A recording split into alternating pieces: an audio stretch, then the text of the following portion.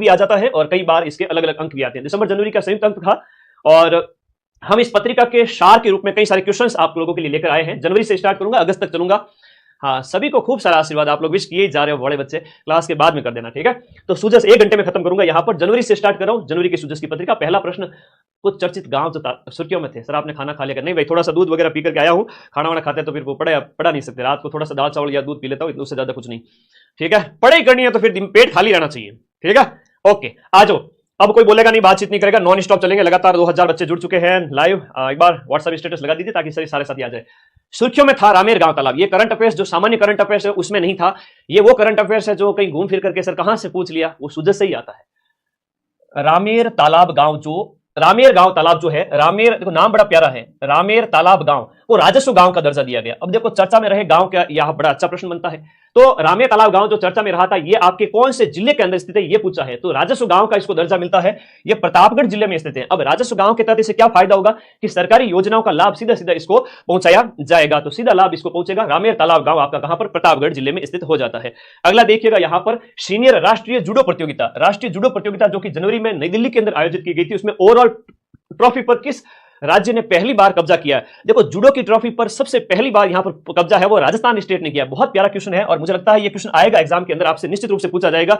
राजस्थान ने यहां पर 2 गोल्ड जीते हैं। राजस्थान ने 2 गोल्ड जीता है और 1 रजत पदक यानी कि यहां पर जो है सिल्वर मेडल जीता है। दिल्ली के अंदर 4 से 6 जनवरी को इसका आयोजन होता है। 4 से 6 जनवरी 2025 को नई दिल्ली के अंदर इसका आयोजन किया जाता है। जूडो प्रतियोगिता का विजेता कौन? राजस्थान।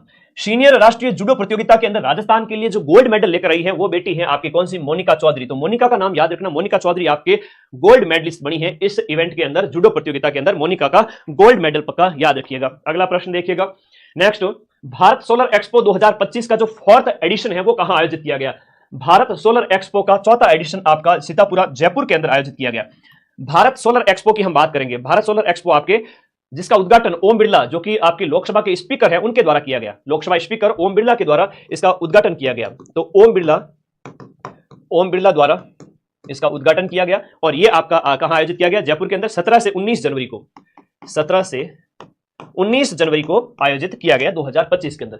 भारत का दूसरा सबसे बड़ा टेलीस्कोप आपके पेपर में छप गया। सूजस से बढ़िया प्रश्न पूछा गया है, शानदार वाला प्रश्न है ना। तो ये है आपका भारत का दूसरा सबसे बड़ा, राजस्थान का नहीं, भारत का दूसरा सबसे बड़ा टेलीस्कोप जिसका नाम है ब्रह्मा। ये ब्रह्मा 2025 कहां शुरू होगा? ये आपके शिरोई के अंदर स्टार्ट होगा। तो भारत का दूसरा सबसे बड़ा है, तो सर भारत का पहला कौन सा है? भारत का पहला है आपका नैनीताल के अंदर, उत्तराखंड के अंदर। तो ये भी याद रखिएगा। फर्स्ट कौन सा है भारत का सबसे बड़ा फर्स्ट जो टेलीस्कोप समझते हो, बड़ी दूरबीन जो खगोलीय घटनाओं को जांच करने के लिए काम आती है, पहला है आपका नैनीताल और नैनीताल है आपके उत्तराखंड यूके के अंदर। यूके मतलब यूनाइटेड किंगडम नहीं रे पगले, यूनाइटेड किंगडम नहीं है, ये उत्तराखंड है। तो नैनीताल के अंदर पहला है। कौन सी ताल? नैनीताल याद रखिएगा सभी बच्चे, बहुत प्यारा क्वेश्चन है। भारत का सबसे बड़ा टेलीस्कोप नैनीताल के अंदर है, उत्तराखंड के अंदर है। दूसरा, ये तो छप गया पेपर के अंदर, समझ लो है ना, वेरी वेरी इंपॉर्टेंट है ना, छप गया।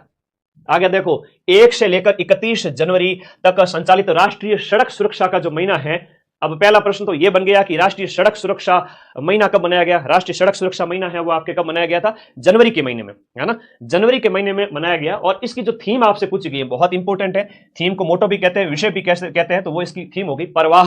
पंडित झाबरमल शर्मा स्मृति समारोह में पत्रिका सृजनात्मक साहित्य पुरस्कार जो है उसमें कहानी श्रेणी के अंदर पहला पुरस्कार किसे दिया गया?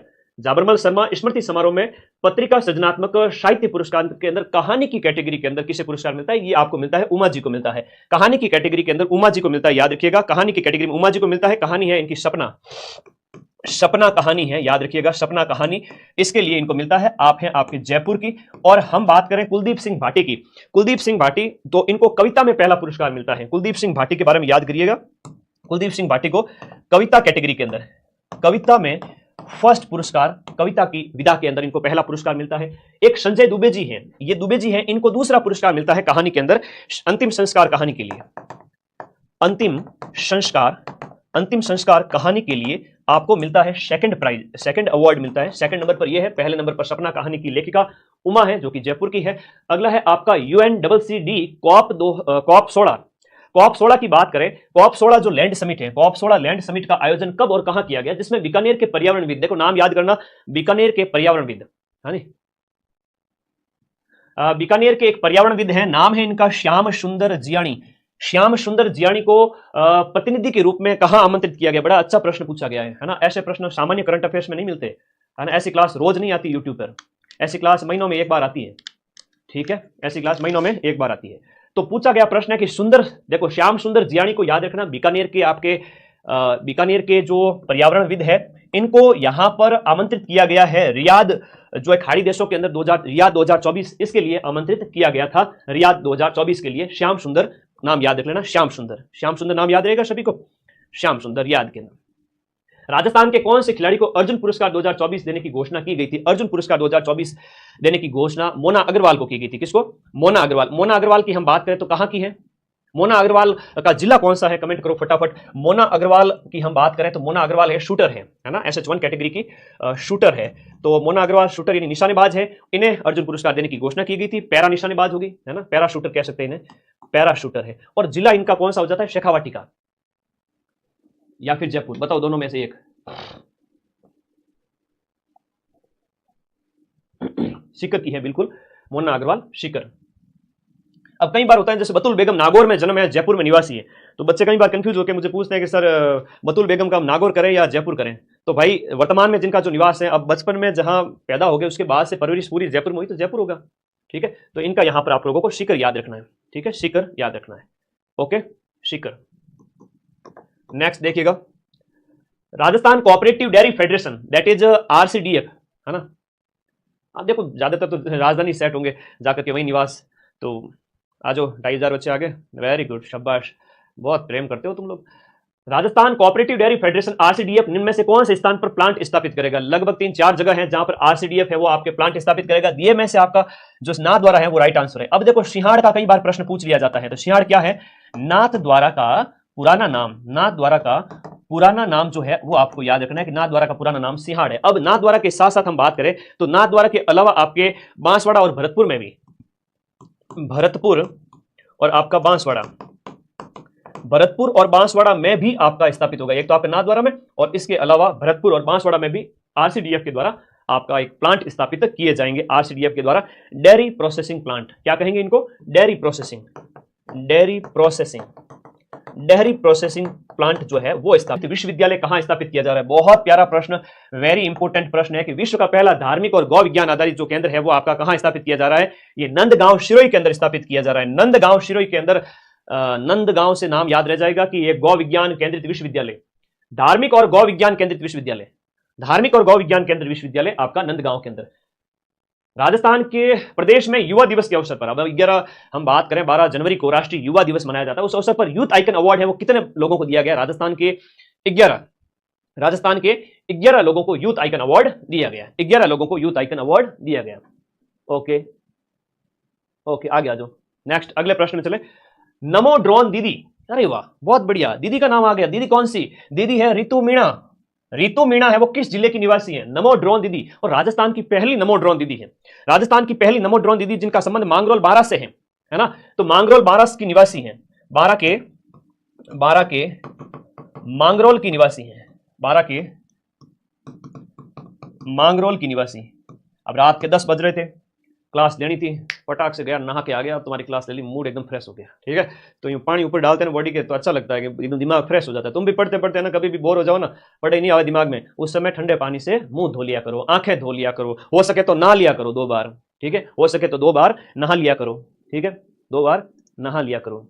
ओके, अगले प्रश्न की ओर चलते हैं। मांगरोल 12 की है और राजस्थान की फर्स्ट है, राजस्थान की फर्स्ट। अब प्रश्न ये है कि सर नमो ड्रोन दीदी क्या है?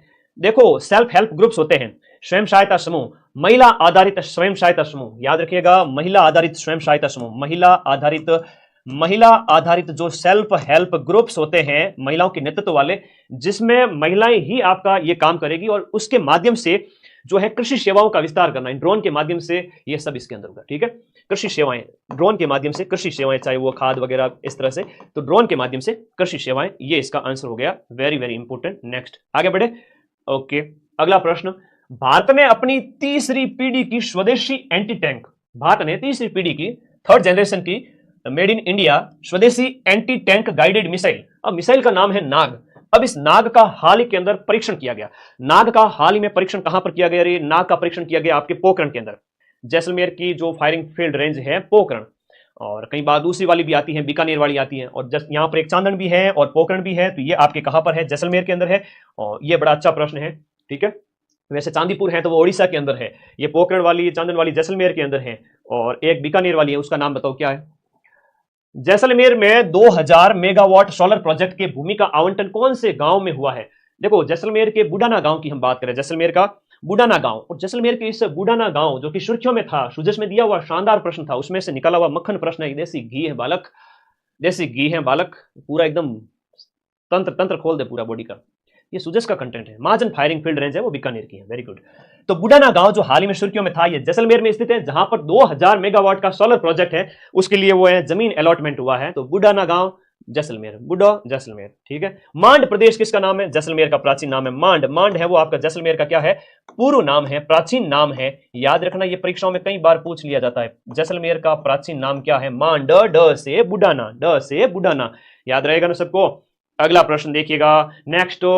वर्ल्ड हेल्थ समिट 2025 का अंतर्राष्ट्रीय अध्यक्ष राजस्थान के किस व्यक्ति को चुना गया है? राजस्थान के डॉक्टर बलबीर सिंह को वर्ल्ड हेल्थ समिट 2025 का अंतर्राष्ट्रीय अध्यक्ष चुना गया है। World health